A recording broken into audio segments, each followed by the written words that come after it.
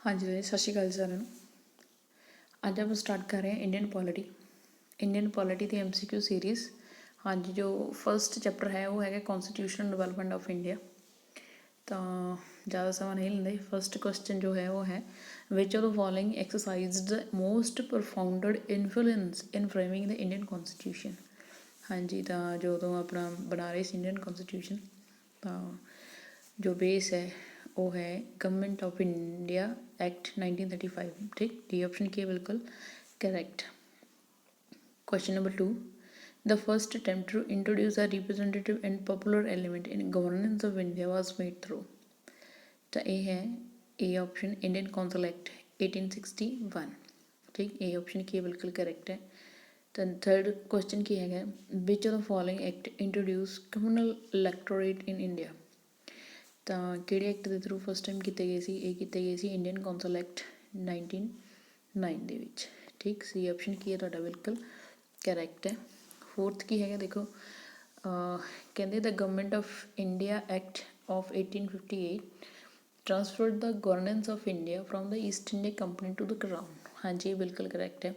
1858 ਦੇ ਵਿੱਚ ਕੀ ਕੀਤਾ ਗਿਆ ਸੀਗਾ, ਜਿਹੜਾ ਇੰਡੀਅਨ ਗਵਰਨਮੈਂਟ ਦਾ ਸ਼ਾਸਨ ਸੀਗਾ, ਠੀਕ ਹੈ, ਉਹ ਇੰਡੀਆ ਦਾ ਸ਼ਾਸਨ ਸੀਗਾ ਸੌਰੀ, ਉਹ ਕੰਪਨੀ ਤੋਂ ਲੈ ਕੇ ਕਿਹਨੂੰ ਟਰਾਂਸਫਰ ਕਰ ਦਿੱਤਾ ਸੀਗਾ? ਕਰਾਊਨ ਨੂੰ। ਠੀਕ ਹੈ, ਬ੍ਰਿਟਿਸ਼ ਕਰਾਊਨ ਨੂੰ ਟਰਾਂਸਫਰ ਕਰ ਦਿੱਤਾ ਸੀ। ਉਹਨਾਂ ਦਾ ਕਾਰਨ ਦੇਖਦੇ ਵੀ ਇਹ ਕਿਉਂ ਹੋਇਆ, ਕਿ ਇਹ ਕਰੈਕਟ ਹੈ ਜਾਂ ਗਲਤ ਹੈ ਇਹਨਾਂ ਨੇ ਜੋ ਦਿੱਤਾ ਹੋਇਆ। ਤਾਂ East India company was unwilling to administrated Indian anymore. ਤਾਂ ਇਹ ਜਿਹੜਾ ਰੀਜ਼ਨ ਦਿੱਤਾ ਇਹਨਾਂ ਨੇ ਬਿਲਕੁਲ ਗਲਤ ਦਿੱਤਾ।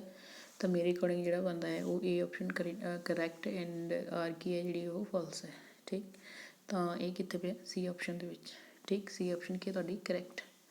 Question number 5, by virtue of which act dyarchy was introduced in India। हाँ जी, तो देखो डायरकी सिस्टम ਜਿਹੜਾ ਹੈਗਾ ਉਹ ਇੱਕ ਹੁੰਦਾ ਸਟੇਟ ਲੈਵਲ ਤੇ ਇੱਕ ਹੁੰਦਾ ਸੈਂਟਰ ਲੈਵਲ ਤੇ। ਤਾਂ ਇਹ ਗੱਲ ਕਰ ਰਹੇ ਹਾਂ ਇੰਡੀਆ ਦੇ ਵਿੱਚ ਕਦੋਂ ਇੰਟਰੋਡਿਊਸ ਕੀਤਾ ਇਹ ਫਸਟ ਟਾਈਮ। ਤਾਂ ਇਹ ਰਾਜੀ ਆਪਸ਼ਨ ਬੀ ਕਰੈਕਟ ਹੈ, ਗਵਰਨਮੈਂਟ ਆਫ ਇੰਡੀਆ ਐਕਟ 1919 ਦੇ ਵਿੱਚ। Okay, next question number 6। हाँ जी, question number 6, the instrument of instructions contained in the government of India act 1935 has been incorporated in the constitution of India in the year 1950 as.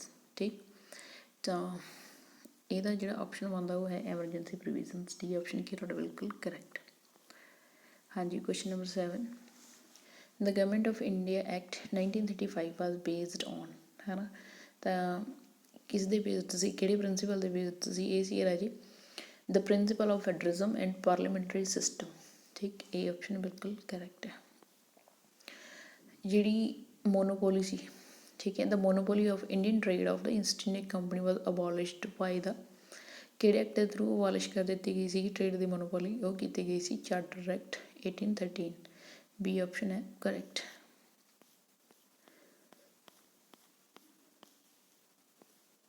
ਹਾਂਜੀ, next consider the following acts. ਠੀਕ ਹੈ, ਇਹ ਦੱਸਣਾ ਇਹਨਾਂ ਨੂੰ ਇੱਕ ਆਰਡਰ ਦੇ ਵਿੱਚ ਲਿਖਾਉਣਾ ਸੀਕੁਐਂਸ ਦੇ ਵਿੱਚ। ਤਾਂ ਸਭ ਤੋਂ ਪਹਿਲਾਂ ਰੈਗੂਲੇਟਿੰਗ ਐਕਟ ਹੀ ਆਇਆ ਸੀਗਾ। ਠੀਕ, ਉਹਦੇ ਬਾਅਦ ਬ੍ਰਿਟਿਸ਼ ਇੰਡੀਆ ਐਕਟ ਵੀ ਆਇਆ ਸੀ, ਫਿਰ ਚਾਰਟਰ ਐਕਟ ਆਉਣ ਲੱਗ ਗਏ, ਫਿਰ ਇੰਡੀਅਨ ਕੌਂਸਲ ਐਕਟ ਆਇਆ ਐਂਡ 'ਤੇ, ਹੈ ਨਾ। ਤਾਂ ਮੇਰੇ according first, second, third, fourth ਇਹ ਬਣਦੀ ਸੀਕੁਐਂਸ। ਇਹ ਆਪਸ਼ਨ ਕੀ ਬਿਲਕੁਲ ਕਰੈਕਟ। ਹਾਂਜੀ, ਕੁਐਸਚਨ ਨੰਬਰ 10,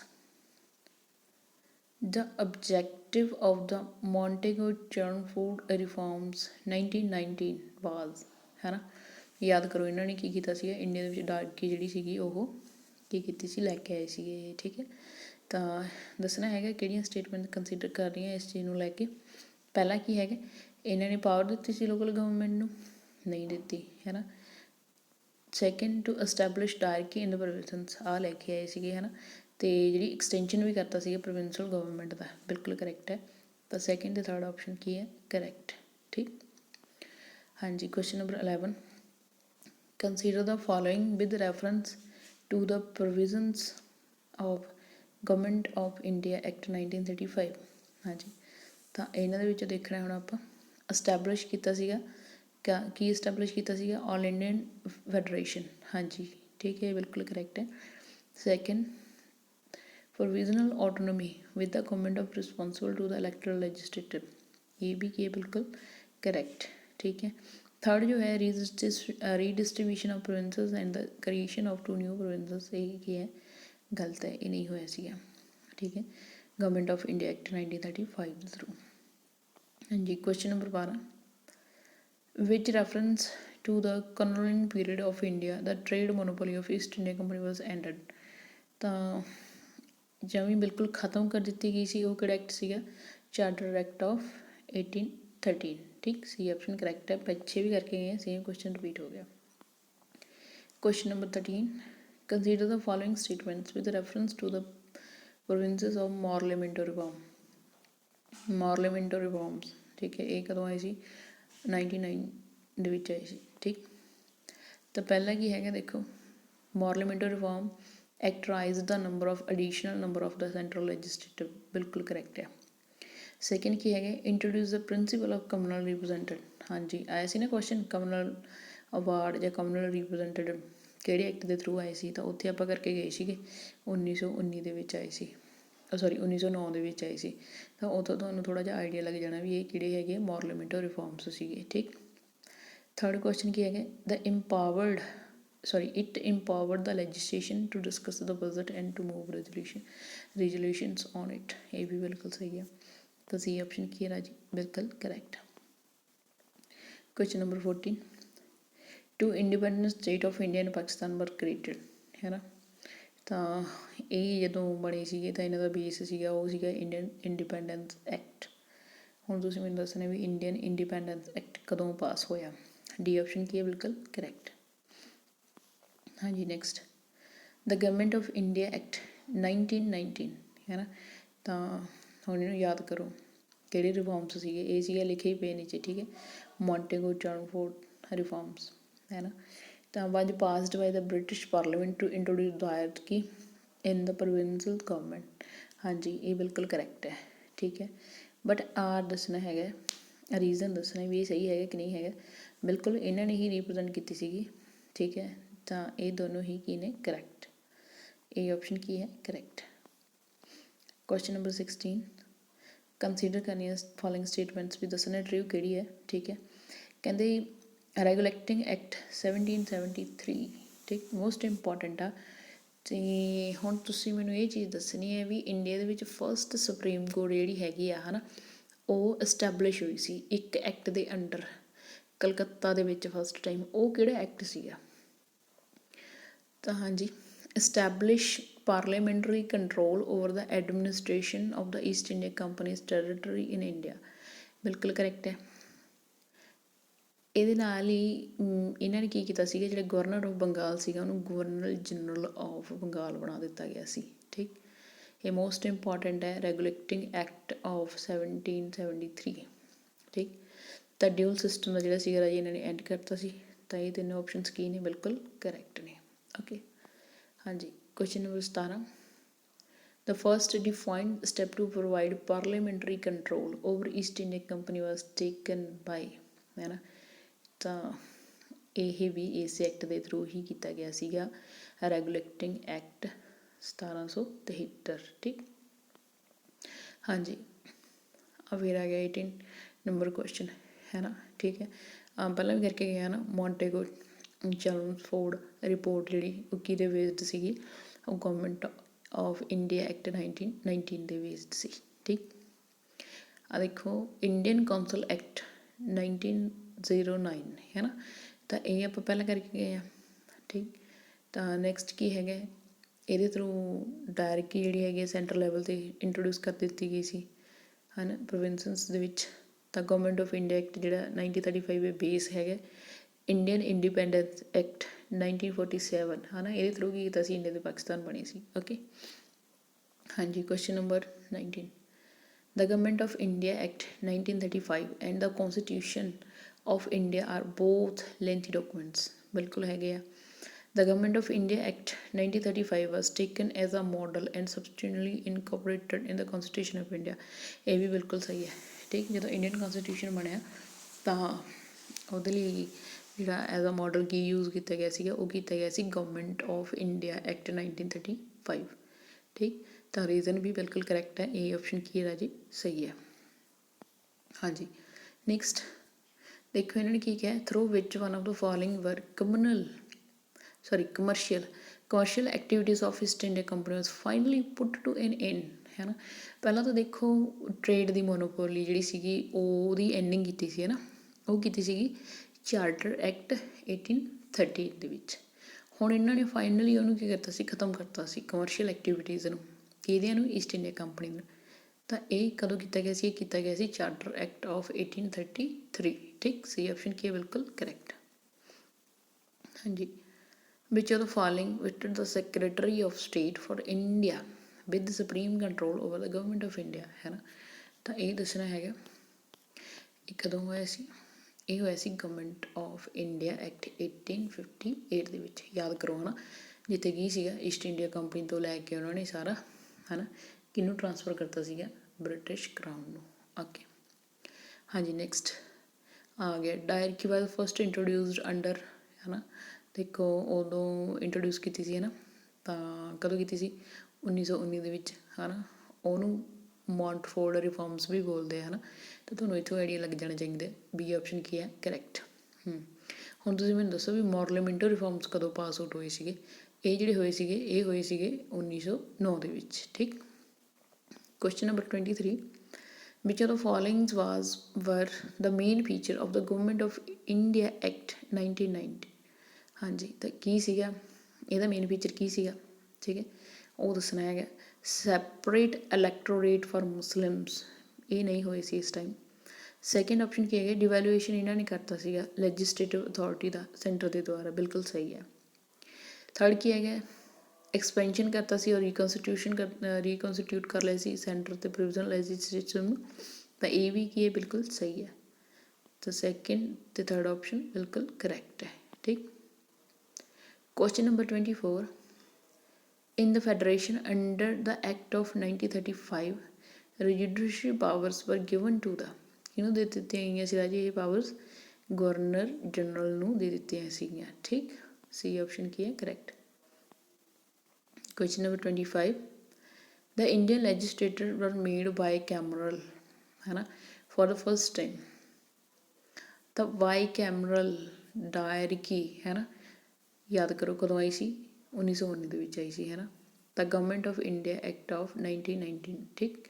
ਸੀ ਆਪਸ਼ਨ ਕੀ ਹੈ ਬਿਲਕੁਲ ਕਰੈਕਟ। ਹਾਂਜੀ, ਆ ਮੋਸਟ ਇੰਪੋਰਟੈਂਟ ਹੈ ਕੁਐਸਚਨ ਨੰਬਰ 26, ਲਿਸਟ 1 ਅਤੇ ਲਿਸਟ 2 ਨੂੰ ਮੈਚ ਕਰਨਾ ਹੈ ਨਾ। ਦੇਖੋ ਜਿਹੜਾ ਤੁਹਾਨੂੰ ਆਉਂਦਾ ਤੁਸੀਂ ਉਹਨੂੰ ਪਹਿਲਾਂ ਹੀ ਚੱਕ ਲਿਆ ਕਰੋ। ਇਹਨਾਂ ਨੇ ਕਿਹਾ ਇੰਡੀਅਨ ਕੌਂਸਲ ਐਕਟ 1909, ਹੈ ਨਾ। ਤਾਂ ਦੇਖੋ 1919 ਦੇ ਵਿੱਚ, ਹੈ ਨਾ, ਕੀ ਆਏ ਸੀ, ਮੋਰਲੇਮੈਂਟੋ ਰਿਫਾਰਮਸ ਆਏ ਸੀ।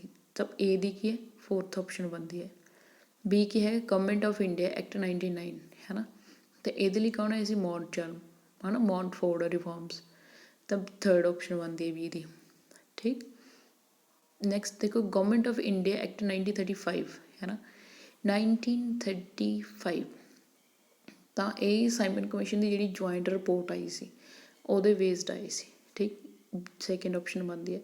ਜਿਹੜਾ ਇੰਡੀਅਨ ਇੰਡੀਪੈਂਡੈਂਸ ਐਕਟ 1947 ਸੀ ਇਹ ਆਇਆ ਸੀਗਾ ਮਾਊਂਟਬੈਟਨ ਪਲਾਨ ਦੇ ਨਾਲ। ਤਾਂ ਫਸਟ ਆਪਸ਼ਨ ਕੀ ਹੈ ਬਿਲਕੁਲ ਕਰੈਕਟ।